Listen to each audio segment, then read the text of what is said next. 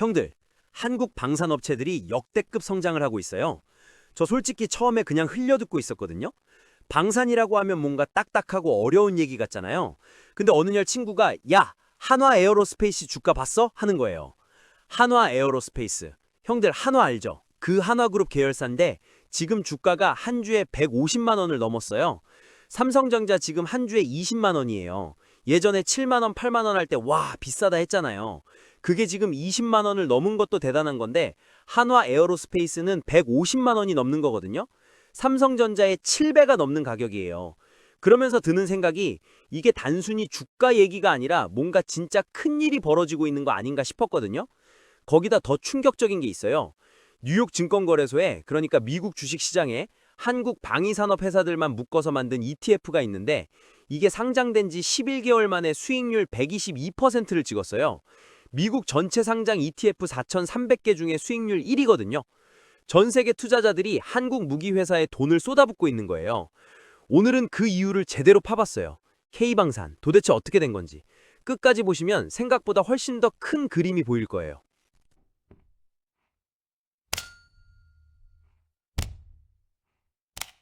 일단 숫자부터 볼게요. 숫자는 거짓말 안 하거든요.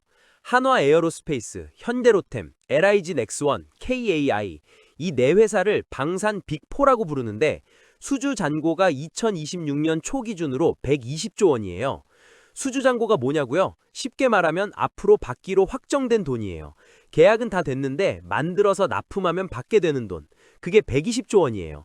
대한민국 1년 예산이 600조 원 정도 되는데 그 5분의 1 규모가 이 네 회사에 이미 예약돼 있는 거거든요. 올해 이 네 회사 영업이익 전망치가 6조 7천억 원이에요.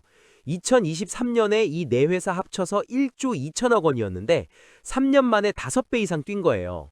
주가도 봐볼게요. LIG 넥스원은 지금 한 주에 90만 원대예요.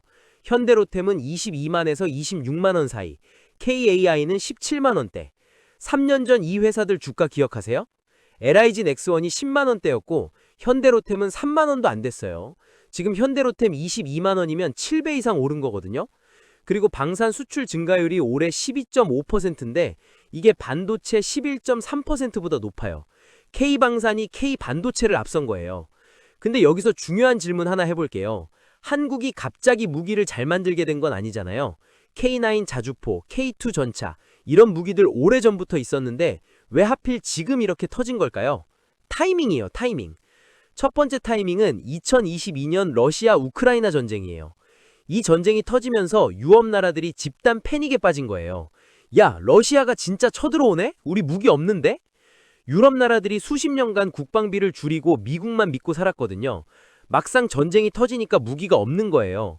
급하게 주문을 넣더니 미국산은 비싸고 납기가 2년에서 5년, 프랑스, 독일도 납기가 길기는 마찬가지예요. 그때 눈에 들어온 게 한국이에요.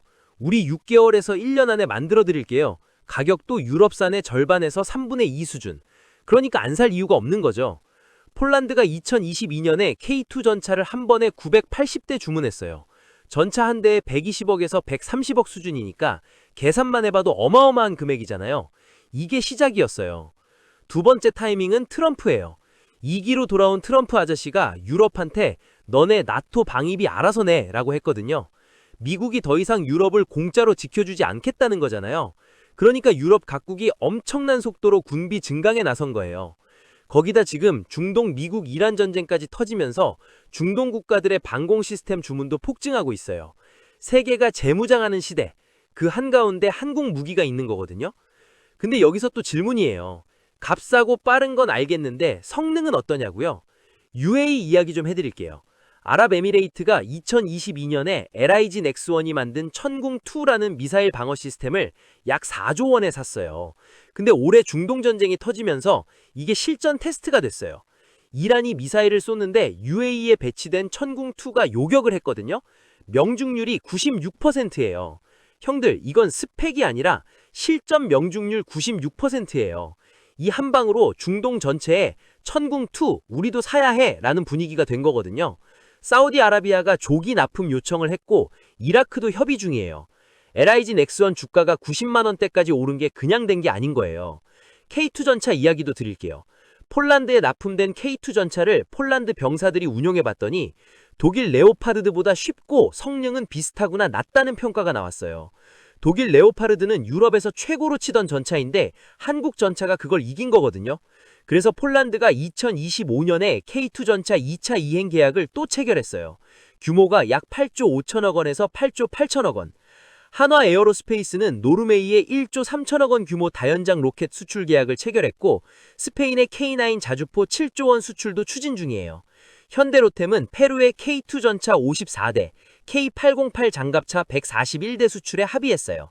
진짜로 세계가 한국 무기를 사러 줄을 선 거예요. 자, 여기서 가장 극적인 이야기가 나와요. 형들, 한국이 초음속 전투기를 직접 만들었어요. KF-21, 이름이 보라매예요. 2015년에 개발을 시작해서 11년 만에 완성됐거든요. 올해 3월 25일에 양산 1호기 출고식이 열렸어요. 이재명 대통령이 직접 참석했고 9월에 공군에 실전 배치 예정이에요. 이게 왜 대단하냐면요.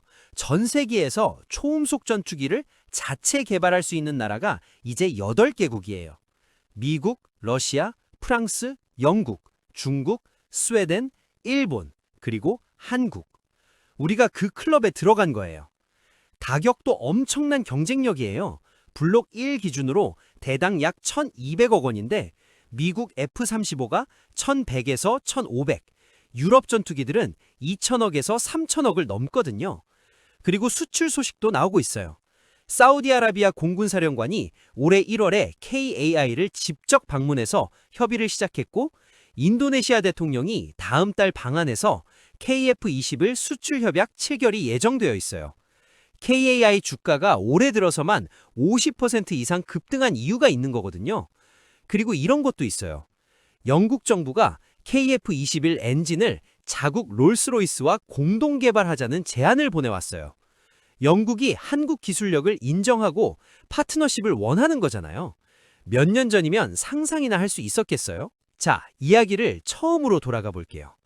뉴욕증권거래소에 상장된 한국 방산 ETF KEDF 11개월 만에 수익률 122%, 미국 전체 ETF 수익률 1위.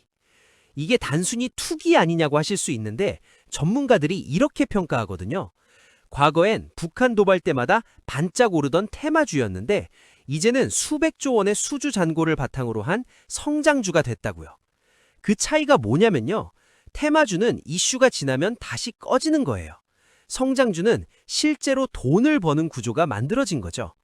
예전 K방산 기업들 영업이익률이 평균 3에서 5% 수준이었어요. 지금은 12에서 15% 수준이거든요.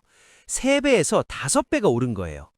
그리고 수주잔고 120조 원이란 건 앞으로 몇 년간 돈이 꾸준히 들어온다는 뜻이에요. 일감이 이미 확보된 거거든요. 글로벌 투자자들이 이 구조를 보고 돈을 넣는 거예요. 그러면 앞으로 더 커질 수 있냐고요? 아니면 지금이 거품 꼭대기냐고요? 전문가들이 공통적으로 골든타임이라는 표현을 써요. 지금 이 시간이 한국 방산이 세계 4위로 도약할 수 있는 딱 그 타이밍이라는 거예요.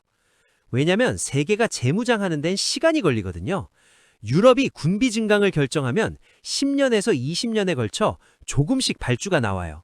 그 발주의 상당 부분을 지금 한국이 받아가고 있고 한 번 선택하면 30년에서 40년을 쓰는 거거든요.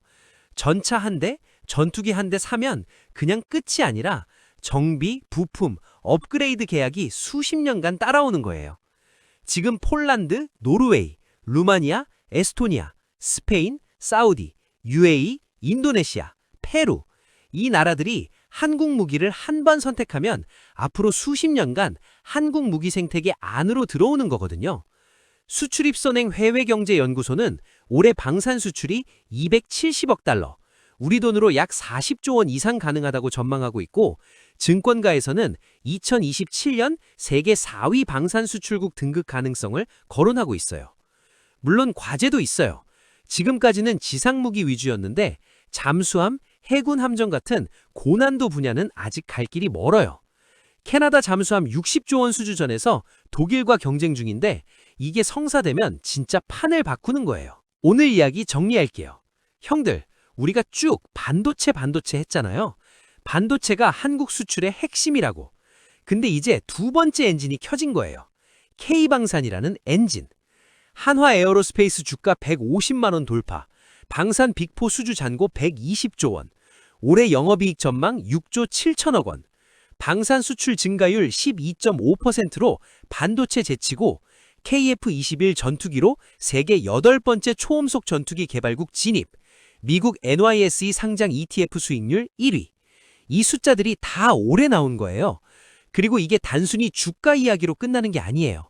방산 수출이 늘어나면 관련 중소기업들도 같이 크고 좋은 일자리가 생기고 국가 기술력이 올라가는 거거든요. 반도체가 한국을 먹여 살린 것처럼 K방산이 한국의 두 번째 먹거리가 되는 구조가 지금 딱 만들어지고 있는 거예요. 세계가 전쟁을 준비할 때 한국은 무기 팔아서 돈을 버는 나라가 된 거거든요. 형들 생각은 어때요? K방산이 반도체 다음 한국 경제의 진짜 주인공이 될 수 있을까요? 아니면 지금이 거품이다 싶은 생각이 드세요?